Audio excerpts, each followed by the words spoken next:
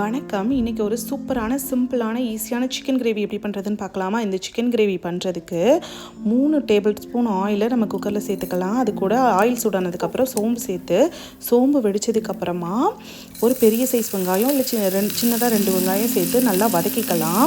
அது கூடவே கொஞ்சமாக கருவேப்பிலை சேர்த்துக்கலாம். கருவேப்பிலை சேர்த்து வெங்காயம் லைட்டாக வதங்கினதுக்கப்புறமா அதில் 2 டேபிள் ஸ்பூன் ஆஃப் இஞ்சி பூண்டு விழுது சேர்த்துட்டு, இஞ்சி பூண்டு விழுது பச்சை வாசனைலாம் போனதுக்கப்புறமா 2 நறுக்கின தக்காளி சேர்த்துக்கலாம். தக்காளி சேர்த்து தக்காளி நல்லா வதங்கினதுக்கப்புறமா ஒரு மிக்ஸி ஜாரில் 3 ஸ்பூன் தனியா, 1 ஸ்பூன் சீரகம், 1/2 ஸ்பூன் மிளகு, 2 காஞ்ச மிளகாய், 1 ஸ்பூன் சோம்பு சேர்த்து நல்லா அரைச்சி எடுத்துக்கலாம். அந்த பவுடர் அந்த கிரேவியில் சேர்த்துக்கலாம். அப்புறம் 1 ஸ்பூன் கரம் மசாலாவும் சேர்த்துக்கலாம்.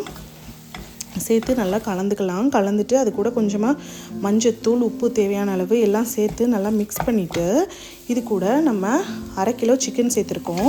1/2 கிலோ சிக்கன் சேர்த்துட்டு அதுக்கு தேவையான அளவு தண்ணி சேர்த்துக்கலாம். இப்போது சிக்கன் உங்களுக்கு தண்ணியாக கிரேவி வேணும்னா கூட கொஞ்சம் தண்ணி சேர்த்துக்கலாம். எனக்கு செமி கிரேவியாக வேணுங்கிறதுனால நான் 1 கப் ஆஃப் தண்ணி சேர்த்துருக்கேன். தண்ணி சேர்த்து நல்லா மிக்ஸ் பண்ணிவிட்டு குக்கரை மூடி 2 விசில் விட்டுக்கலாம். சூப்பரான சிக்கன் கிரேவி ரெடி ஆயிரும்.